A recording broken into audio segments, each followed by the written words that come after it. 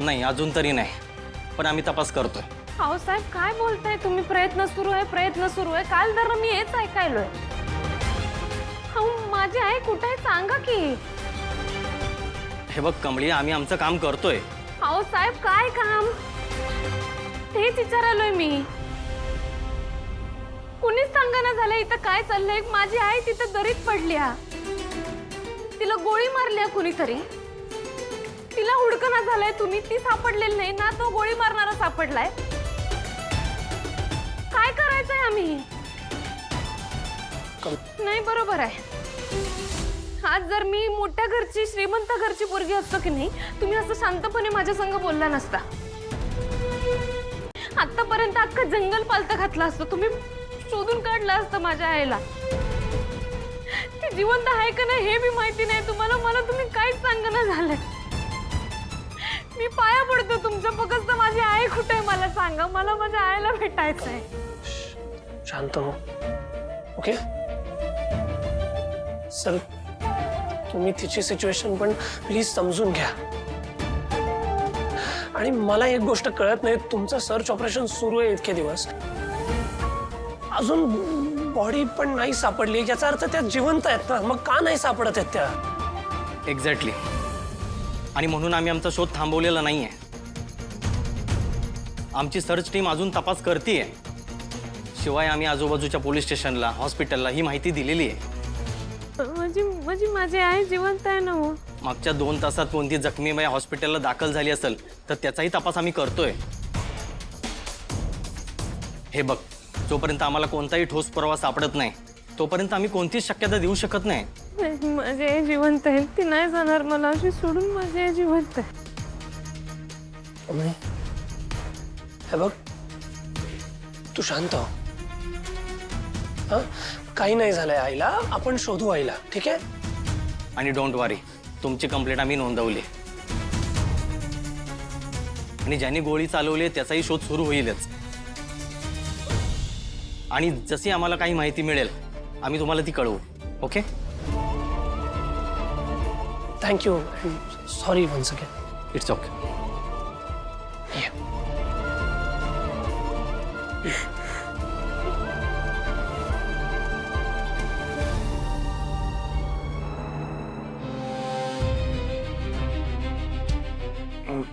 मी कुठे आहे? साहेब तुमचा ॲक्सिडेंट झाला होता. मी कमळीच्या गावी जायला निघालो होतो. सर तुम्ही शांत व्हा. हे बघा, आराम करा. तुमचा फार मोठा ॲक्सिडेंट झाला होता. नशीब तुम्हाला काही झालं नाही. म्हणजे मी कमळीच्या गावी पोचलोच नाही, मध्येच हे झालं. बरं, मला सांगा तुमचा ॲक्सिडेंट नेमका झाला कसा?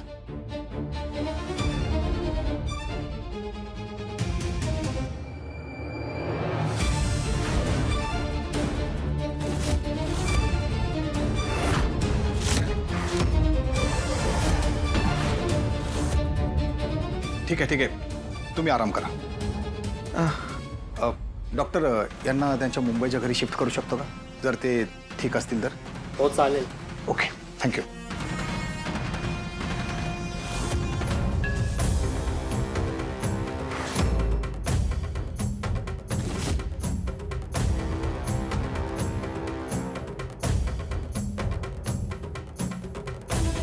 काय दादा, कसा आहेस? हा? अरे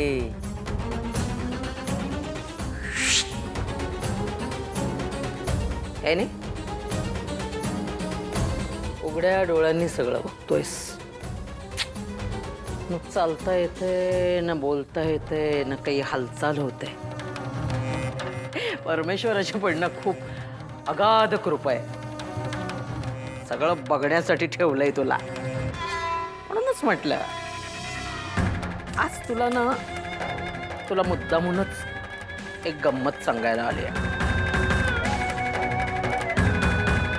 तुझी लाडकी सून जी या घरात कधीच आली नाही, गौरी,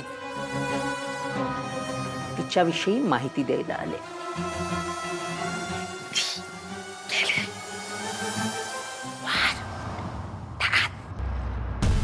तरतरीत कोसळली.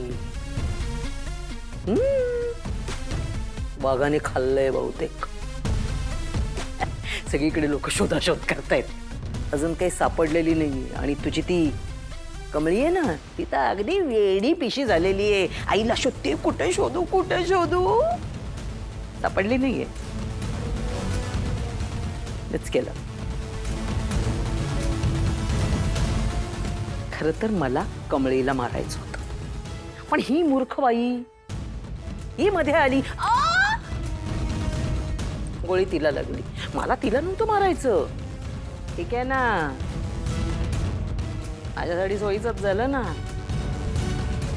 ती मेली काय आणि ती मेली काय, काय फरक पडतो. एक गोष्ट मात्र पक्की झाली.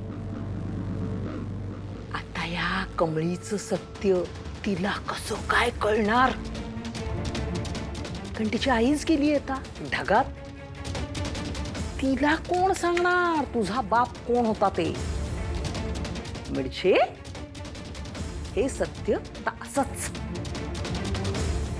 खाली दबलं राहणार. झाली माझी गोष्ट. चोप. आता तुला देखील जगण्याची काय गरज आहे रे. पण मग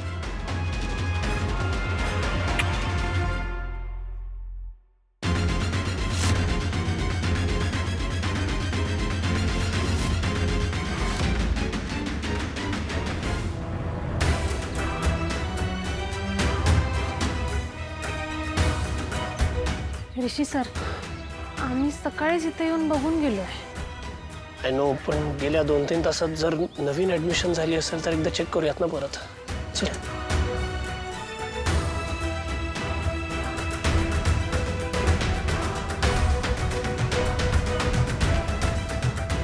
मॅडम, गेल्या 2-3 तासात एक जखमी बाई ऍडमिट झाल्यात का? नाही, 2-3 तासात तर कोणाला आणलं नाहीये. एकदा परत चेक करूया. इन्स्पेक्टर साहेब, माझ्या आईला माझ्या बाबतीत कळवायला हवं. ती काळजी करत असेल. हो, कळवतो.